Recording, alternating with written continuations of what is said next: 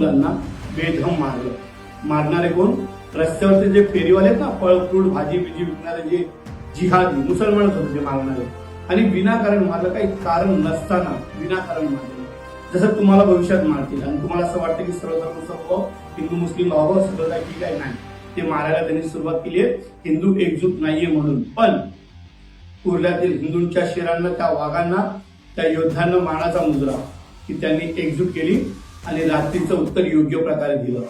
वातावरण सगळं शांत झालं, सगळे पळून गेले, पोलीस स्टेशनला गेले. 10-15 आरोपीमधून फक्त एकाला अरेस्ट केलेले, त्याच्यावरती गुन्हा दाखल झाला. पण आता असं कळालंय की हिंदू बांधवांवरती पण खोटे आरोप करण्यात आलेले. पण मी हिंदुत्वादी सरकारचे आभार मानतो की आपल्या हिंदू बांधवांना न्याय मिळाला. पण प्रत्येक वेळी पोलीस स्टेशनमध्ये असं का होतं? विषय दुसऱ्या दिवशी म्हणजे आज काय झालं माहितीये का? तिकडचे सगळे रस्ते साफ करण्यात आले. त्या जिहाद्यांना तिथून हाकलून टाकलं आणि तिथून धंदे उचलून टाकले, तोडून टाकले. बुलडोजर तिथे सुद्धा पोहोचला आणि तिकडे सुद्धा ती साफसफाई झाली. आता फक्त हिंदूंचं महत्व आहे की हिंदूंनी एकजूट ठेवा. तिथं महाआरती सुरू करा, तिथं हिंदू मोठ्या प्रमाणात दिसा.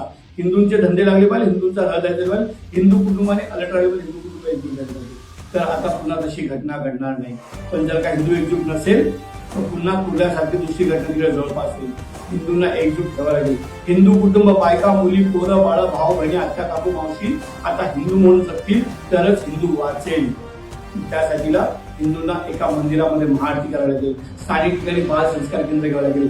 हिंदू धर्माचे पुस्तके, मार्गदर्शिका सर्व तुमच्याबद्दल पोहोचली पाहिजे. हिंदूंसोबत चर्चा झाली पाहिजे. व्यवहार व्यवसाय हिंदूंसोबत झाला पाहिजे. हिंदूंच्या आपसातले मतभेद दूर झाले पाहिजे.